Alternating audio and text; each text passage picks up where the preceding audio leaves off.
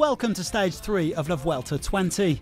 It would be fair to say that this has been one of the toughest starts to a Grand Tour in recent memory, and it's another outing for the overall favourites today with a summit finish to La Laguna Negra.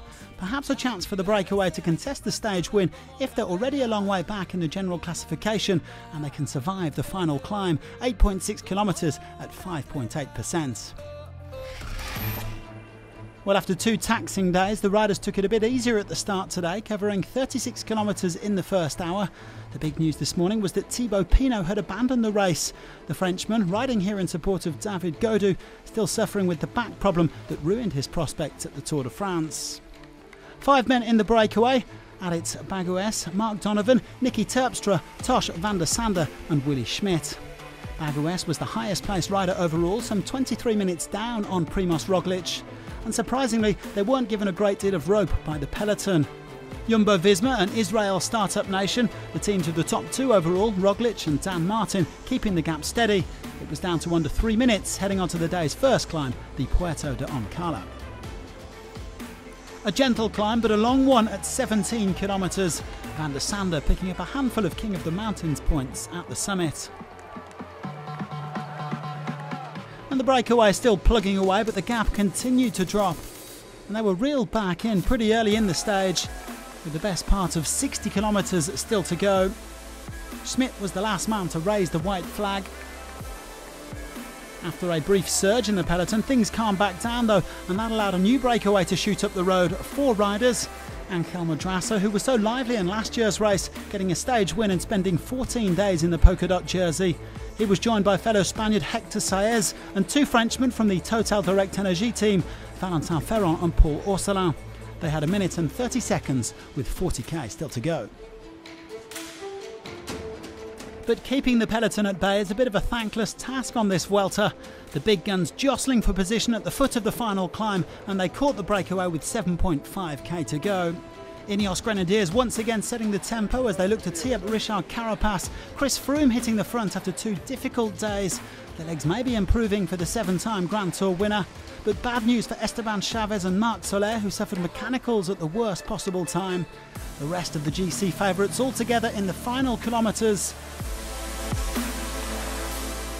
Young Frenchman Clément Champoussin had a go, but his attack came to nothing. The top 3 overall, Roglič, Dan Martin and Carapaz, perfectly placed for the final sprint. Dan Martin on the front in the green jersey for Israel Startup Nation. 100 metres to go. Carapaz is on his wheel. Roglič is there. Martin is giving this full throttle. Who's going to win the stage? Carapaz looks ready to pounce. Roglič coming up on the outside. Dan Martin of Israel Startup Nation. Is he going to give Israel their 2nd Grand Tour victory? Dan Martin wins. Well, Martin taking his first win in over 2 years, going back to his victory on the Mur de Bretagne at the 2018 Tour de France. His 2nd stage win at La Vuelta comes 9 years after the first, and the 34-year-old is looking like a genuine contender at this race. I was really determined to win a stage today. The team was amazing. Like, every single one of them played a part in today's victory, and yeah, it's part for them and part for my wife as well, because this is the first time I've won a race since my kids were born, and it's really special. So the usual suspects up at the front, an emotional Martin leading Roglič and Carapaz over the line, with Wout Poels in 4th, a much better performance from Alexander Vlasov in 5th place. In the GC, Roglič still leads, but Martin's cut his advantage now to 5 seconds. Carapaz 13 seconds back in 3rd. Enric Mas, Hugh Carthy and Sepp Kuss are the only other riders within a minute after Soler and Chavez both lost time. No changes in the points classification. Roglič still has the green jersey, although Martin will wear it again tomorrow. Carapaz remains on top in the mountains classification. Dan Martin now up to 2nd place, ahead of Kuss in the battle for the polka dots. Mas in a league of his own in the youth classification. He has the white jersey comfortably clear of Andrea Baggioli. Roglič will spend his 3rd day in red tomorrow on what should be a more relaxed day for the favourites. It's a flat stage where the sprinters will get their first look in of this Vuelta.